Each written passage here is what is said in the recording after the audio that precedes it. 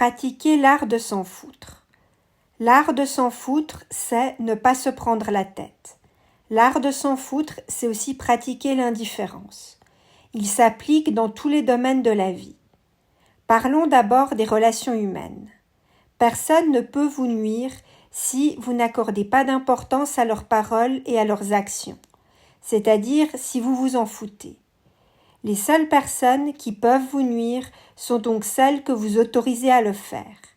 C'est là une des clés de l'art de n'en avoir rien à foutre. Dites non aux critiques inutiles, donc non constructives, ou aux critiques malveillantes. Ne recherchez pas la validation extérieure, car vous leur accordez ainsi trop d'importance, ce qui va à l'encontre de l'art de s'en foutre. Développez votre capacité de prendre des décisions indépendantes et la capacité d'une auto-évaluation honnête, ce qui veut dire pratiquer une validation de l'intérieur. Mesurez votre estime de soi à travers vos valeurs, vos principes et à travers vos actions. La confiance en soi et en sa valeur, elle joue un rôle essentiel dans l'art de s'en foutre. Identifiez vos besoins et vos véritables envies et avancez dans votre chemin sans laisser les autres vous en écarter. C'est l'art de s'en foutre de ce que les autres pensent de vos décisions et de vos choix. L'art de s'en foutre, c'est de vivre vous dans le but de réaliser vos objectifs et vivre en accord avec vous-même. Ensuite, arrêtons de nous mettre inutilement la pression, que ce soit celle d'être parfait au travail, d'être à la hauteur dans nos relations, de faire notre ménage d'une certaine façon qui soit de qualité et pour tant d'autres raisons. Ce n'est pas forcément les autres qui vous jugent le plus durement, on est souvent nous-mêmes notre juge le plus sévère. Apprenons à lâcher prise, à nous libérer de cette pression inutile que nous nous mettons à nous-mêmes. Apprenons justement à pratiquer davantage l'art de s'en foutre. L'art de s'en foutre de ne pas être parfait. Oui, justement, parce que de toute manière, personne n'est parfait au fond. Alors pourquoi s'en faire d'être imparfait? Libérez-vous ainsi de l'énergie négative. Étape suivante. Toutes ces petites frustrations pour des choses mineures qui s'immiscent dans nos vies. Oui, celles qui nous pourrissent régulièrement la vie. Celles qui nous énervent profondément.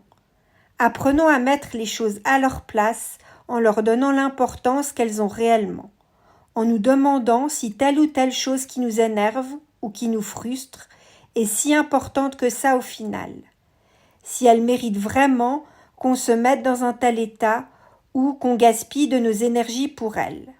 Et oui, vous l'aurez deviné, la plupart du temps, en considérant les choses de manière objective, la réponse sera non. Donc apprenons là encore à pratiquer l'art de s'en foutre. S'en foutre des petites choses sans importance, des petites contrariétés, en se recentrant sur le positif de nos vies et sur ce qui compte vraiment pour nous, ce qui est vraiment important pour nous, et en prenant davantage conscience des bonnes choses qu'on a dans notre existence, en se les rappelant de temps à autre.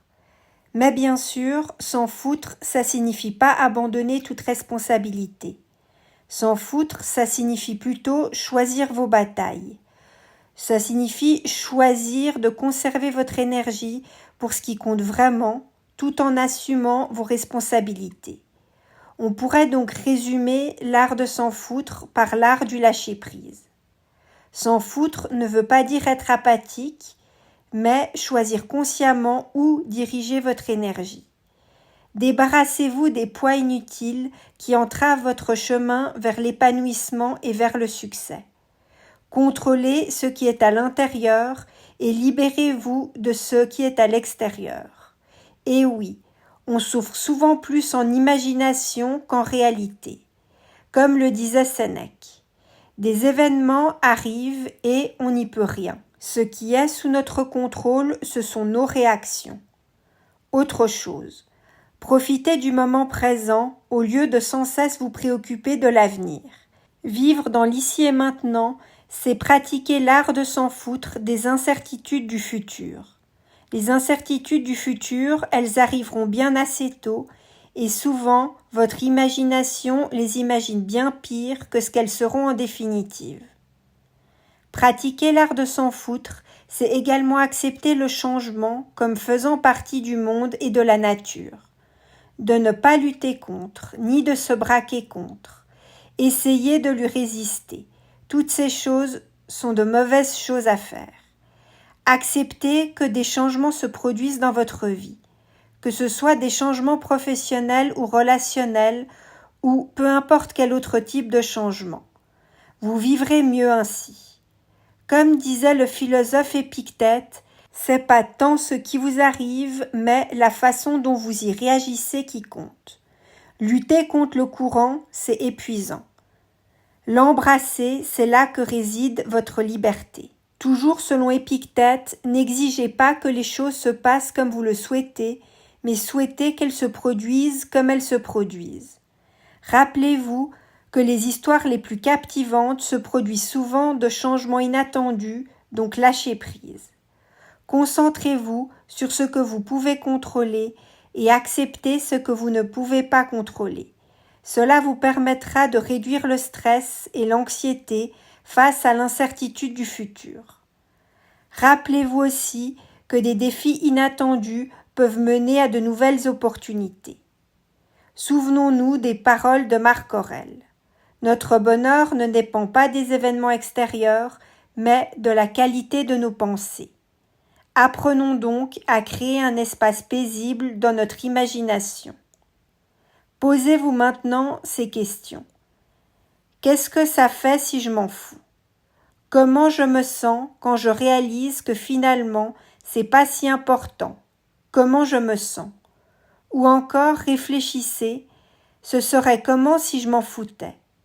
Le je m'en foutisme devrait faire monter la sérénité en vous.